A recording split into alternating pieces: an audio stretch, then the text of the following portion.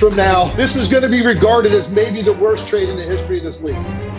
Wait, how is this not available to everybody else? How did he end up on the Lakers?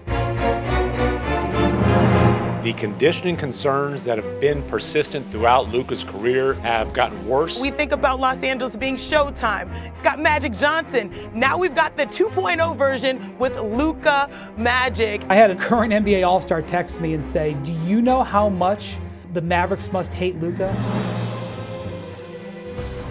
A crazy 36 hours it has been since Shams wasn't hacked and this deal took place. Let's do a game of Explain Your Tweet. Kendrick Perkins tweeted, quote, Dallas won in this trade. AD and Kyrie are going to be special. Plus, they didn't have to give up Lively, Gafford, or PJ Washington. God bless America. Here he is, Big Perk, joining the party this morning, along with the Windman and Monica McNutt. And we've got Charles Barkley, Michael Wilbon, and Stephen A. Smith still to come. Good morning, Big Perk. Explain that tweet. How did Dallas win this trade? Granny, listen, when you look at what the Dallas Mavericks, obviously they gave up Luka Doncic, but I've been saying all season long that this has been the best team that they surrounded Luka with. Now you get rid of him because of the leadership of Kyrie and the play of Kyrie and whatever other reasons that was going on behind the scenes, and you add Anthony Davis, who's going to go out there on a consistent basis and give you 25 and 12 and lock up on the defensive end, and you're able to keep Daniel Gafford and Lively so that they could be the centers and AD can move to the power forward, and then you add in the equation of PJ Washington, the player Spencer Dinwiddie, and Quentin Grimes. All those guys have been playing well. The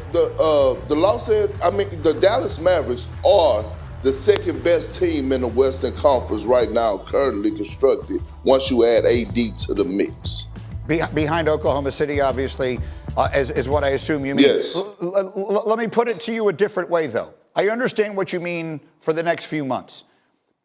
But if I were to make a list right now of every human being walking the face of planet Earth and say, I can start a team with anyone I want, start a franchise with anyone I want, and literally I've got 8 billion people to choose from, I think Luka would be in the top 5, wouldn't he? I mean, is that even that selling him short? I mean, isn't there something to be said for that, Big Perk? It is, but it's something on Luka part. Look, this is why Dallas won. Dallas, and you can correct me if I'm wrong, Wendy, but they was probably going to have to pay Luka close to $360 million. Think about it, Greeny. Every single season we have this conversation about Luka. When is he going to get in shape? Luka being out of shape. Wendy went on this big old rant last playoffs about Luka, his cardio and everything else. We saw the video footage of Michael Finley pulling and snatching the bill away from him. Imagine what was going on behind the scenes. We're talking about an international superstar that the Mavs, not the Lakers, called and acquired about Luka Doncic. They called the Lakers and said, hey, do y'all want Luka? I don't know if I've ever seen this in my basketball life. I'm as taken back by that part of it as anything. Wendy, is that at the end of the day what this is about? They were going to have to pay him, as you see on your screen, a $345 million supermax, and they just, for whatever reasons, decided they weren't willing to do it? They thought it was a bad investment, and they thought it was a bad investment starting immediately. They actually thought this season it made more sense to give him a better chance to win the championship to not have Luka. And, they basically, I think there's a lot of people who believe that the Lakers got an all-time generational gift here. Because there's a 20-year relationship between Nico Harrison, the general manager of the Mavericks, and Rob Pelinka. In the early 2000s, it was Nico Harrison as an executive at Nike working with Rob Pelinka as the agent for Kobe Bryant that got him from Adidas to Nike. That was the first big deal that they made. But the Mavericks kind of believe giving Luka Doncic, they do believe giving Luka Doncic $350 million is a terrible mistake. And they're handing that over to the Lakers saying, if you want to give him $300 million, go ahead and do it. You can be the ones to do it, not us. That is an incredible evaluation for a 25-year-old, but that is exactly what their actions are saying. They didn't believe he was a good investment. Normally, you have a player at age 25 that you're guaranteed to get into a 5-year deal, and I thought absolutely Luka was going to sign this. Normally, you're celebrating that the player isn't looking to move. Instead, the Mavericks looked at that as a warning moment, not a celebratory moment. Yeah, so Monica, that's the part of this I'm having so much trouble with. I understand Anthony Davis and what they have in the short run. Yes, maybe they make a run this year. Maybe they win the title. We can't foresee that.